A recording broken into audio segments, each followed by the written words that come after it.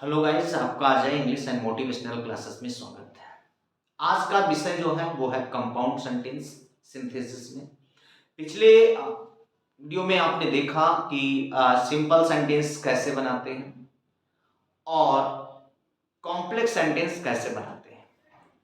आज के टॉपिक में हम चर्चा करेंगे कंपाउंड सेंटेंस की, कि कंपाउंड सेंटेंस कैसे बनाते हैं, इसको कैसे जोड़ते हैं, कैसे कंबाइन करते हैं। जब आपके पास सेंटेंस आता है तो आप इसे कैसे कंबाइन करें। लेकिन इसके लिए आप सबसे पहले मैं वीडियो स्टार्ट करूं, आगे की टॉपिक पढ़ाऊं, अभी तक आपने सब्सक्राइब नहीं किया है तो सब्सक्राइब कर लीजिए, लाइक करिए, कमेंट करिए, आप लोग शेयर खूब करिए, अरे ज़्यादा से ज़्यादा लोगों के बीच में जो शेयर करिए।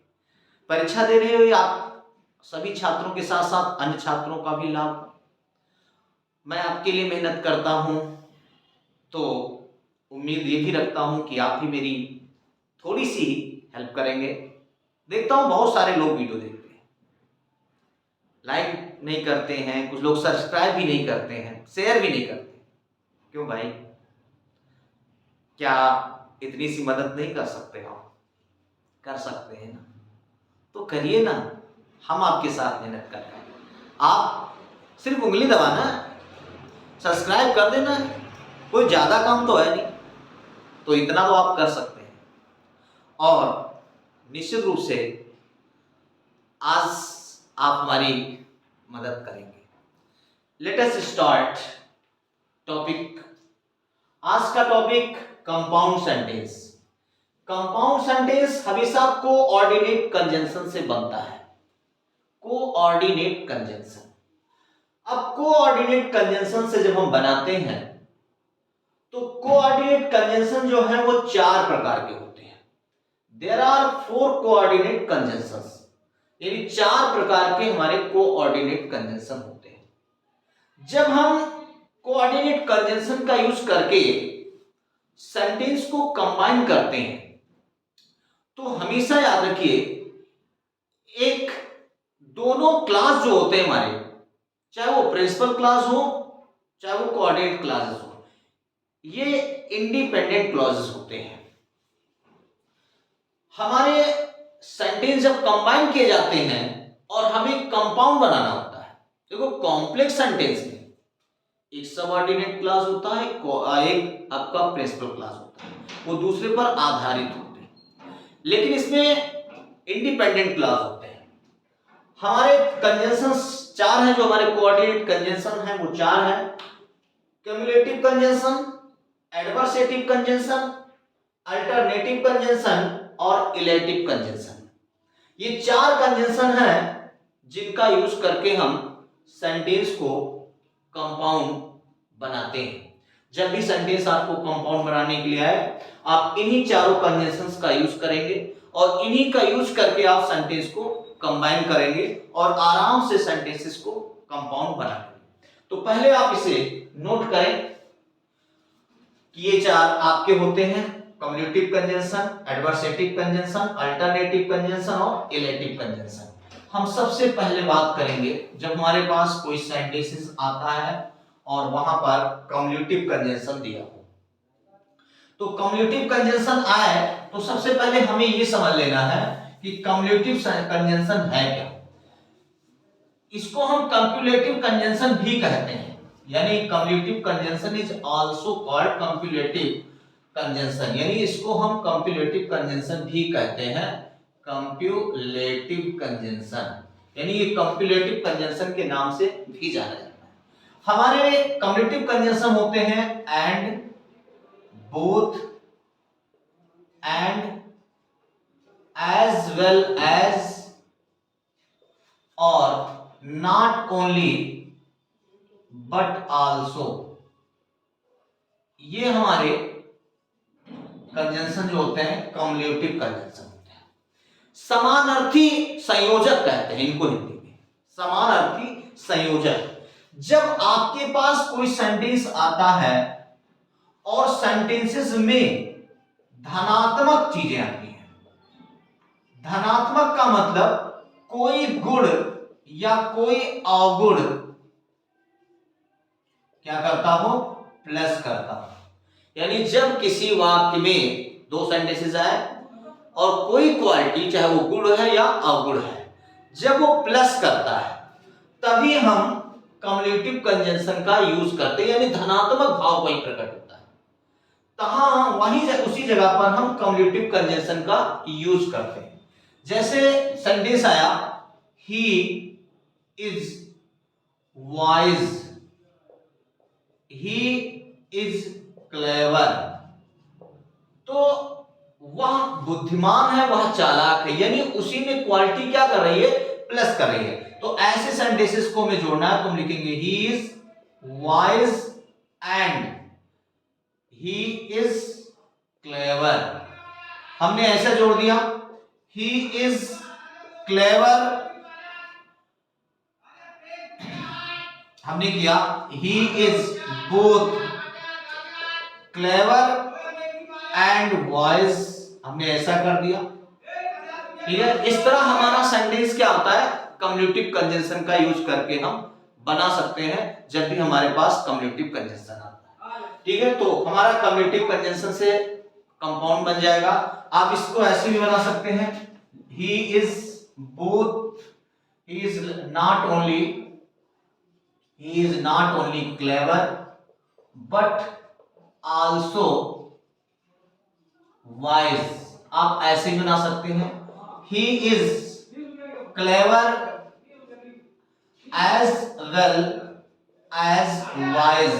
तो जब आपके पास ऐसे सेंटेंसेस हो जहां पर कोई क्वालिटी प्लस कर रही है, तो जब ऐसी कंडीशन आती है तो वहां पर हम कम्युलेटिव कंजंक्शन का यूज करके सेंटेंस को क्या करते हैं, कंपाउंड बनाते हैं। यानी यू हैव टू सी, अगर सेंटेंस आपके पास आया है और कोई धनात्मक भाव प्रकट कर रहा है, तो जब धनात्मक भाव प्रकट कर रहा हो तो वहां पर हम क्या करेंगे, कम्युलेटिव कंजंक्शन। यानी आप आजाद हो, चाहे एंड लगा दो, चाहे बोथ एंड लगा दो, चाहे एज वेल एज लगा दो, चाहे नॉट ओनली बट आल्सो लगा दो। यानी जब कोई क्वालिटी प्लस करे, कोई गुण अवगुण प्रदर्शित करता है, तो वहां पर हम कम्युलेटिव कंजंक्शन का यूज करते हैं, और कम्युलेटिव कंजंक्शन का यूज करके हम सेंटेंस को क्या बना देते हैं, कंपाउंड बना देते हैं। तो हमें ध्यान रखना होगा कि जहां पर भी धनात्मक भाव, यानी कोई चीज प्लस कर रहा होगा, गुण हो या अवगुण हो, कोई कार्य भी हो, ऐसा भी हो, वहां पर हम क्या करेंगे, वहां पर हम कम्युलेटिव कंजंक्शन का यूज करेंगे और सेंटेंस को हम कंपाउंड बना देंगे। तो इस तरह आप कम्युलेटिव कंजंक्शन का यूज करके सेंटेंस को क्या है, कंपाउंड बना सकते हो। आई थिंक आपको समझ में भी आ गया होगा और आप नोट भी कर चुके होंगे।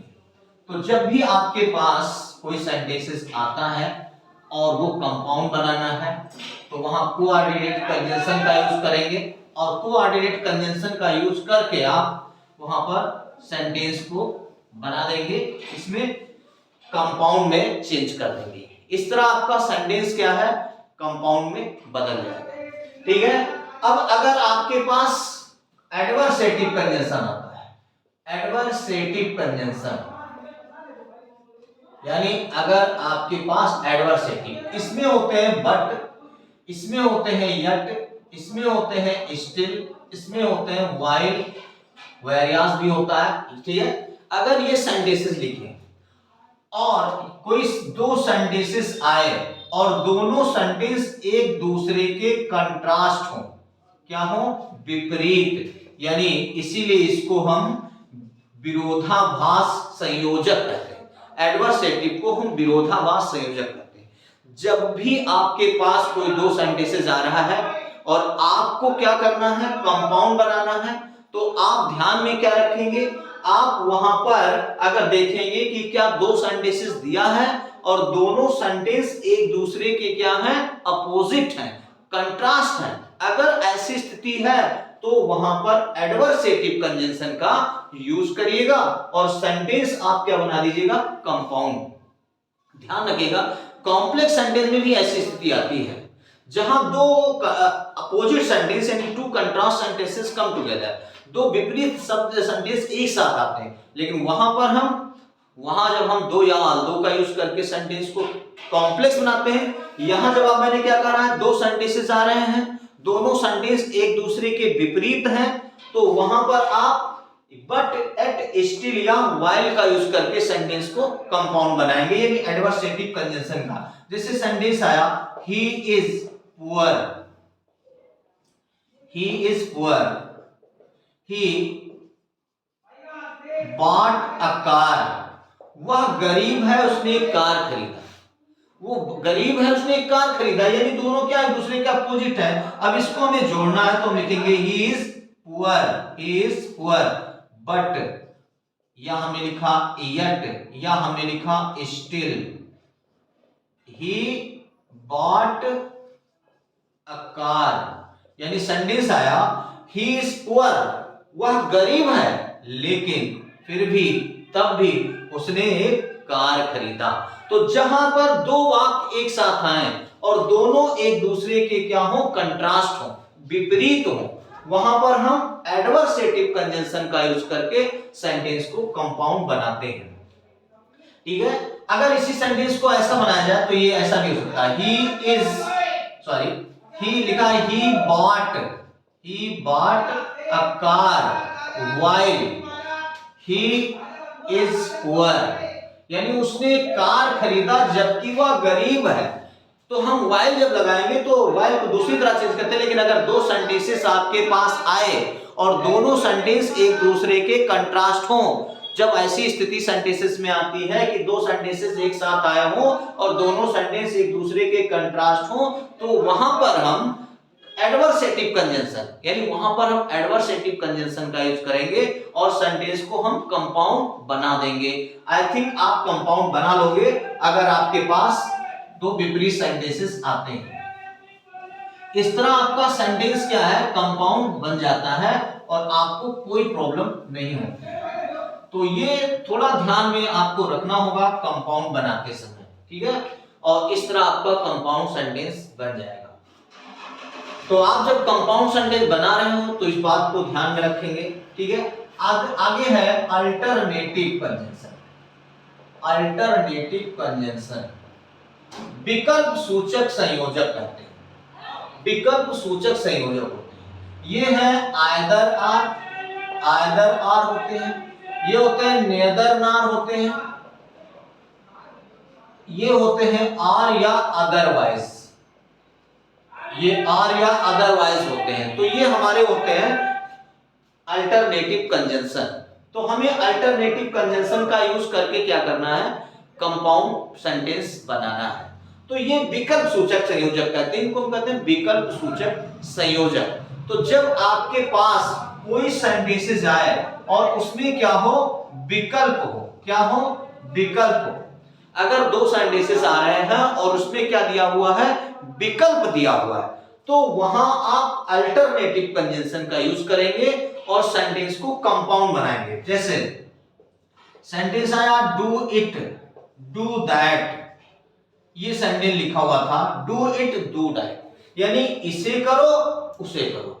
तो अब इसमें है हमने लिखा आइदर डू इट और डू दैट, हमने जोड़ दिया, या हमने लिखा डू इट और डू दैट, हमने ऐसा कर दिया, या do it otherwise do that, हमने ऐसा कर दिया।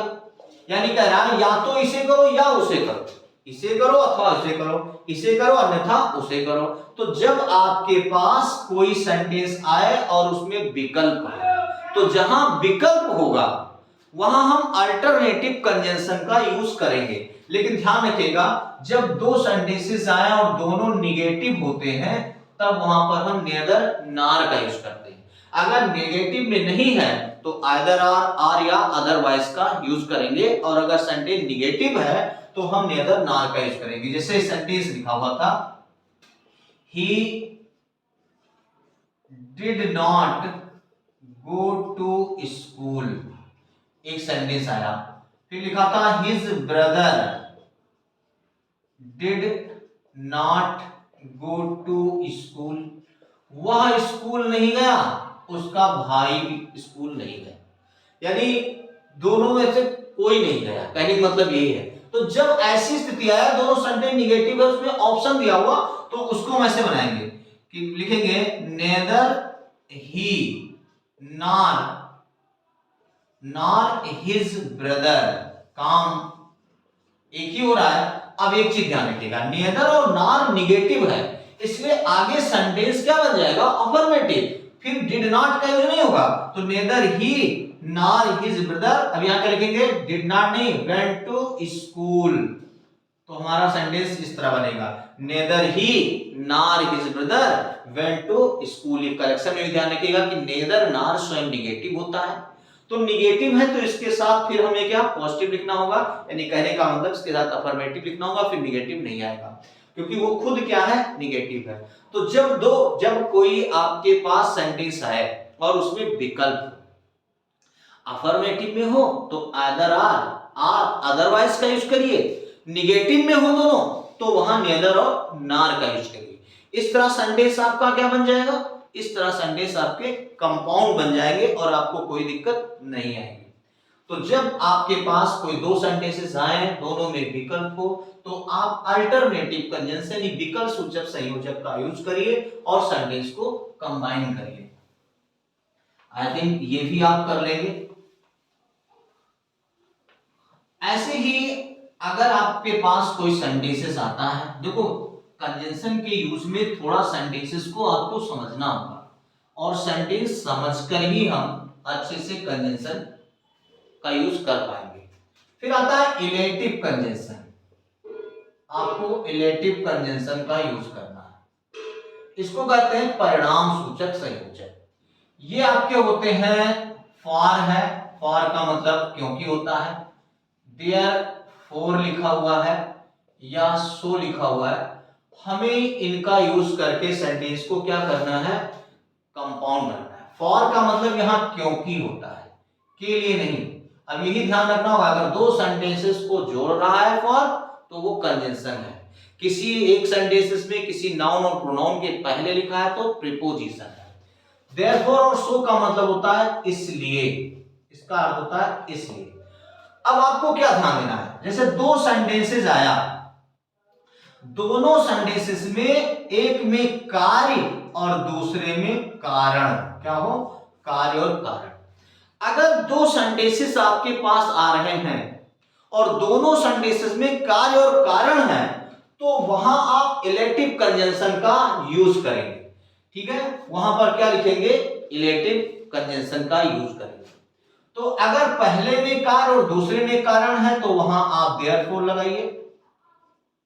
लगाइए या सो लगाइए। और अगर दो सेंटेंसेस आ जाए, पहले में कारण, चलिए इसमें फॉर आएगा, और अगर पहले में कारण दिया हो और दूसरे में कार्य दिया हो तो वहां हम देयरफॉर और सो का यूज करेंगे। यानी हमें ध्यान ये रखना है कि अगर दो सेंटेंसेस आते हैं, एक में कार्य और दूसरे में कारण है तो वहां फॉर लगाइए, और अगर एक में कारण दूसरे में कार्य दिया है तो वहां पर देयरफॉर या सो का यूज करिए। जैसे एक सेंटेंस था, he was ill, he did not do this work, वह बीमार था, उसने यह काम नहीं किया। यानी ये काम था और ये कारण था, तो जहां कारण और कार्य हो वहां क्या लगाते हैं, देयरफॉर या सो। तो ये सेंटेंस हमारा ऐसे बनेगा, ही वॉज इल सो या देयरफॉर, सो या therefore he did not do this work. ये सेंटेंस है, वह बीमार था इसलिए उसने यह काम नहीं किया। लेकिन कह रहा है पहले में कारण हो दूसरे में कार्य हो। जैसे ही फेल्ड, वह फेल हो गया, असफल हो गया। कारण क्या था, he did not work hard, वो फेल हो गया क्योंकि उसने कठिन परिश्रम नहीं किया। तो अगर पहले में दो सेंटेंसेस दिया है और एक में, जैसे सेंटेंस में यहां समझा दे रहा हूं, लिखा है ही फेल्ड, क्या लिखा है, he failed, he did not work hard, वह फेल हो गया, उसने कठिन परिश्रम नहीं किया। तो पहले में क्या दिया है, पहले में कोई कार्य है और दूसरे में क्या दिया है, कारण दिया है। तो कह रहा है जब कारण सॉरी ऐसा दिया हो, पहले में कार्य दूसरे में कारण दिया हो, तो वहां क्या लगाएंगे, फॉर। तो आपका सेंटेंस क्या बनेगा, he failed for he did not work hard. वह फेल हो गया क्योंकि उसने कठिन परिश्रम नहीं किया। तो इस तरह आपके सेंटेंस क्या है, कंपाउंड सेंटेंसेस बन जाते हैं। अगर दो सेंटेंसेस आए और दोनों में कोई गुड या अवगुड प्लस करता है तो वहां आप कम्यूलेटिव कंजंक्शन का यूज करेंगे। दो सेंटेंसेस आते हैं, दोनों सेंटेंस एक दूसरे के विपरीत हैं, कंट्रास्ट है, तो वहां एडवर्सेटिव कंजंक्शन का यूज करेंगे। दो सेंटेंसेस आते हैं और उसमें विकल्प है तो वहां आप अल्टरनेटिव कंजंक्शन का यूज करेंगे।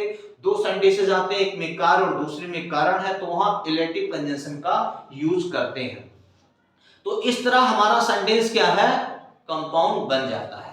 ठीक है, तो आप कंपाउंड बना लोगे, कोई भी सेंटेंसेस ऐसे आता है। अब हम एक छोटी सी बात बता रहे हैं, ध्यान दीजिएगा कि जब ऐसी स्थिति आ जाती है, कभी कभी क्या होता है, एक ही सिंपल सेंटेंसेस दिया जाता है और कहा जाता है कि इसे आप क्या करें, कंपाउंड बनाएं या कॉम्प्लेक्स बनाएं, दोनों स्थिति आ जाती है। तो जब ऐसी स्थिति आ जाती है, ठीक है, तो हमें कंपाउंड या कॉम्प्लेक्स बनाना है। कंपाउंड या कॉम्प्लेक्स कोई भी बनाने के लिए आ जाए, जैसे एक सेंटेंस आया, सेंटेंस लिखा हुआ था सी was too weak to solve the question। ये सेंटेंस आया और कहा गया कि इसे आप कॉम्प्लेक्स सेंटेंस में बदल दो। तो आप सोचोगे इसमें सेंटेंस तो एक ही है, ये कॉम्प्लेक्स में कैसे बदलेगा। तो जब ऐसे सेंटेंसेस आते हैं तो इसको आपने ट्रांसफॉर्मेशन के अनुसार करेंगे। आप लिख रहे हैं सी was, आपने बदल दिया so weak that, यहां पर जैसे that लगाएंगे वैसे सेंटेंस क्या बन जाएगा, कॉम्प्लेक्स that। अब यही सब्जेक्ट यहां जाए that, यहां लिखेंगे सी, अब यहां क्या है, was था तो यहां क्या आ जाएगा, could not solve the question। तो हमारा सेंटेंस क्या बन गया, कॉम्प्लेक्स। तो अगर कभी कभी ऐसी स्थिति आती है कि मेरे ट्रांसफॉर्मेशंस जो होते हैं वैसे सेंटेंसेस दे दिए जाते हैं और कहा जाता है इनसे कंपाउंड या कॉम्प्लेक्स बनाइए। तो ये कॉम्प्लेक्स बन गया क्योंकि इसमें क्या आ गया, सबऑर्डिनेट कंजंक्शन आ गया, हमारा सेंटेंस ये कंपाउंड। और अगर मान लीजिए ऐसी यही सेंटेंस दिया हुआ, सेम सेंटेंस, और आपसे कहा जैसे सिंपल में बदलो, तो भैया जब सिंपल में बदलने के लिए कहा जा रहा है तो यही चीज उलट दो, यानी इसी को ऐसे ले आओ, सो को टू में बदल दो, दैट सब्जेक्ट कुड नॉट सब हटा दो, वहां क्या लगा दो, टू लगा दो, तो सेंटेंस क्या बन जाएगा, सेंटेंस आपका सिंपल बन जाएगा। इस तरह आपका सिंपल सेंटेंसेस बन जाएगा। तो अगर ऐसी सेंटेंसेस आते हैं तो हमें कैसे इनको कॉम्प्लेक्स बनाना है, आप इनको भी बना सकते हो, इसमें कोई प्रॉब्लम नहीं आएगी। और ऐसे सेंटेंस को सिंपल भी बना लोगे और कॉम्प्लेक्स सेंटेंस में भी चेंज कर दोगे। अब अगर सेंटेंसेस आया लिखा she must work hard to get success, ये सेंटेंसेस लिखा हुआ था, she must work hard to get success, कि वह उसे कठिन परिश्रम करना चाहिए सफलता प्राप्त करने के लिए, सफलता प्राप्त करने के लिए उसे कठिन परिश्रम करना चाहिए। तो अब सेंटेंसेस ये आया और आपको कहा गया कि इसे कंपाउंड में बनाना चाहिए, ठीक है। तो कंपाउंड में बनाना चाहिए तो आप ऐसा कर सकते हो कि इस सेंटेंस को जब आप कंपाउंड बनाओ तो कैसे बनाओ, यानी अगर लिखा हुआ है she must work hard to get success, तो यहां हम ऐसे करेंगे, if she wants to get success, comma लगा दो, और सी मस्ट वर्क हार्ड। तो अगर वो कठिन पर सफलता प्राप्त करना चाहती है तो उसे कठिन परिश्रम करना चाहिए। तो इस तरह हमारा सेंटेंस क्या है, कंपाउंड सेंटेंसेस बन जाएगा। तो ऐसे कोई भी सेंटेंसेस आते हैं तो आप इसको आराम से बना ले जाएंगे, ठीक है। आप इस तरह कंपाउंड सेंटेंस बना भी लेंगे, आप सिंपल सेंटेंसेस भी बना लेंगे और आप कॉम्प्लेक्स सेंटेंस भी बना लेंगे और आपको कोई दिक्कत नहीं आएगी, ठीक है।